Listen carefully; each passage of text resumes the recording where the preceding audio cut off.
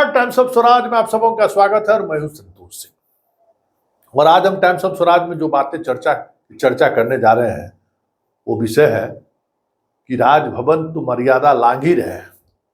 अब तो ये हद हो गई कि आप सीधे तौर पर पाठक को बुलावा भेजते और पाठक नहीं जाता।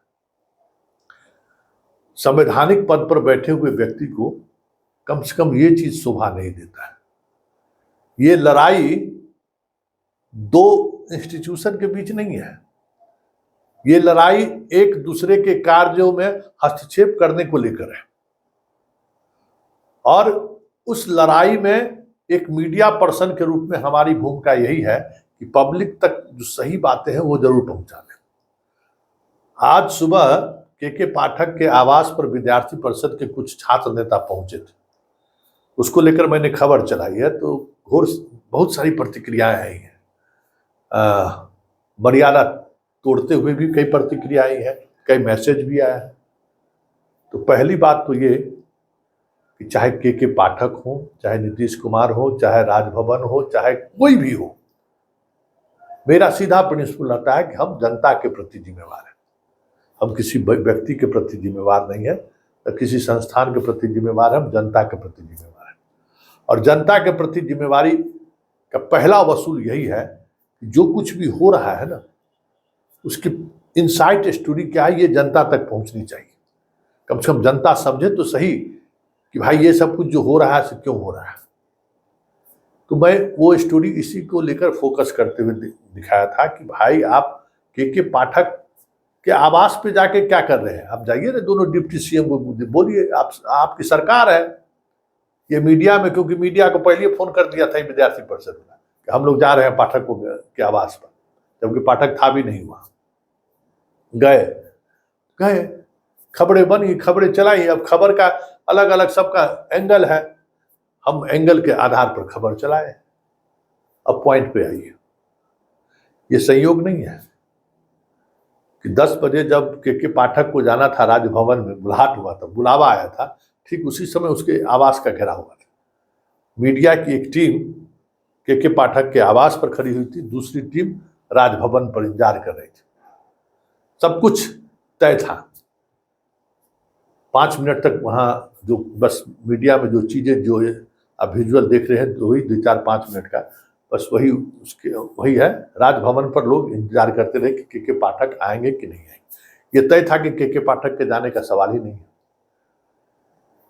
क्योंकि राजभवन को सीधे तौर पे किसी भी अधिकारी को तलब करने का अधिकार नहीं है।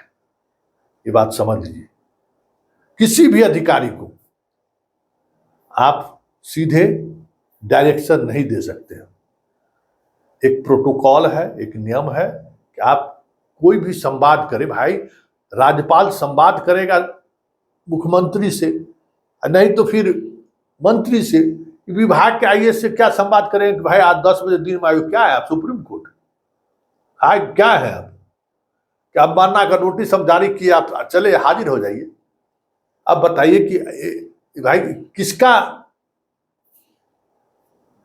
भद पिटा, अब बताइए किसका भद पिटा। पाठक का कुछ पिटा भाई राजभवन का। संवैधानिक पद पर बैठे हुए व्यक्ति अगर इस तरीके का आचरण करता है तो सवाल उठना लाजमी है, और सवाल उठेगा ही उठेगा।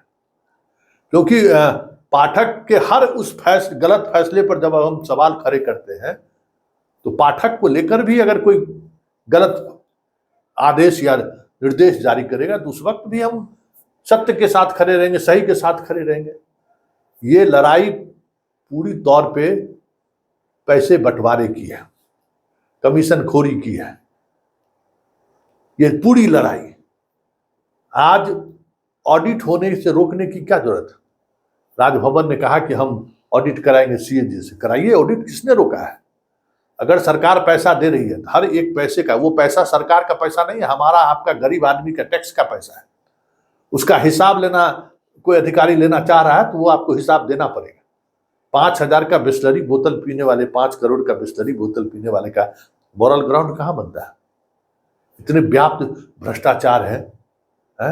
प्रश्न पत्र छपवाने में, प्रश्न पत्र कोडिंग डिकोडिंग कराने में करोड़ों करोड़ों का खर्च, कोई तो हिसाब लेगा ना। और अगर ठीक है आप घोषणा कर दिए कि हम सीएजी से जांच कराएंगे, तो काहे नहीं ऑडिट करा रहे हैं राजभवन।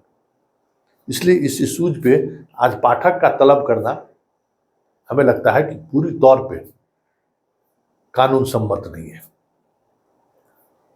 कि राजभवन किसी पदाधिकारी को सीधे तौर पे तलब कर ले। डीएमएसपी नहीं है, आपके पास चले रहे। आप चीफ सेक्रेटरी को आप कह सकते हैं, आप चीफ सेक्रेटरी को भी सीधे नहीं कर सकते हैं, आप मुख्यमंत्री से बात कर सकते हैं, मुख्यमंत्री को आप कह सकते हैं। लेकिन इन सबसे इतर जो सबसे महत्वपूर्ण बात है, जिन बातों को मैं रखना चाह रहा हूं कि विद्यार्थी परिषद हो चाहे राजभवन हो, सब या मुख्यमंत्री हो, पूरी सरकार अभी एनडीए की है। और एक पदाधिकारी की वजह से बिहार के हजारों शिक्षक और गैर शिक्षक कर्मचारी का वेतन कई महीने से बंद है। ऐसे में जिम्मेवारी तय होने के बजाय ये जो खेल चल रहा है ना, इस खेल से भले मीडिया में या अन्य जो आपके चाहने वाले लोग हैं उनके सामने में आप अपना टीआरपी बना लीजिए, लेकिन सच्चाई यही है कि जो मूल समस्या है ना, उस मूल समस्या को लेकर न राजभवन में कोई कमिटमेंट है, न शिक्षा विभाग में कोई